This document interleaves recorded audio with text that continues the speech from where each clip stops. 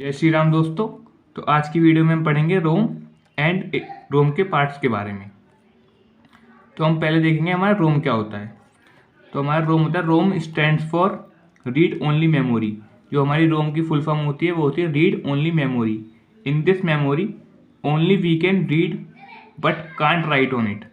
इस मेमोरी में क्या होता है, हम सिर्फ डेटा को रीड कर सकते हैं बट उस डेटा को राइट नहीं कर सकते।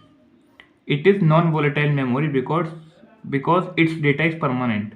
ये जो मेमोरी होती है ये हमारी नॉन वोलेटाइल मेमोरी होती है। नॉन वोलेटाइल मेमोरी ऐसी मेमोरी जो कंप्यूटर के पावर ऑफ होने के बाद भी परमानेंट रहती है, वो डिलीट नहीं होती।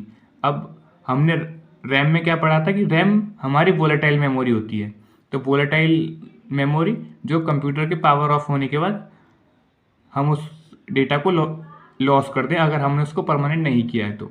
और नॉन वोलेटाइल में क्या होता है कि पावर कट होने के बाद भी हमारा डेटा हमारे पास स्टोर रहता है क्योंकि वो डेटा हमारा परमानेंट होता है।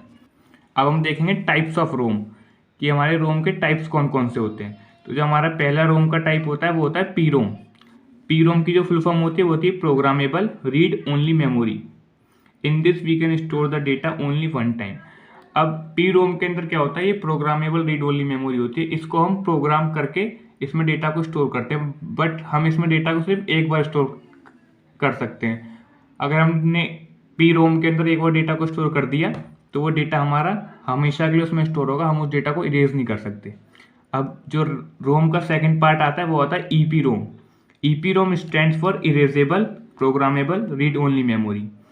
ईपी रोम की जो फुल फॉर्म होती है वो होती है erasable programmable read only memory. In this memory we can erase the data of EPROM with the help of ultraviolet light. इसमें क्या कर सकते हैं, हमने जो रोम के अंदर प्रोग्राम किया है डेटा को, उस डेटा को हम इरेज कर सकते हैं with the help of ultraviolet light. Ultraviolet light की हेल्प से हम उस डेटा को इरेज कर सकते हैं जो हमने रोम के अंदर स्टोर कर रखा है। जो हमारा थर्ड पार्ट होता है रोम का वो होता है EEP ROM. EEP ROM stands for electronically erasable P ROM. जो हमारी ईईपी रोम की फुल फॉर्म होती है वो होती है electronically erasable programmable read only memory. When the EEP ROM data is erase electronically, जहाँ भी हमारा रोम का डेटा इलेक्ट्रॉनिकली हम उस डेटा को इरेज करें वहाँ पे हम यूज़ करते हैं ईईपी रोम का। ठीक है, ईपी रोम में क्या करते थे, हम अपने डेटा को इरेज करते थे with the help of ultraviolet light. But हम ईईपी रोम में क्या कर रहे हैं, अपने डेटा को इरेज कर रहे हैं, यानी हम इलेक्ट्रॉनिकली अपने डेटा को हम उस डेटा को इरेज करेंगे जो हमने रोम के अंदर स्टोर कर रखा है। आज की वीडियो के लिए इतना ही। अब नेक्स्ट वीडियो में हम पढ़ेंगे हार्डवेयर्स के बारे में एंड सॉफ्टवेयर्स के बारे में।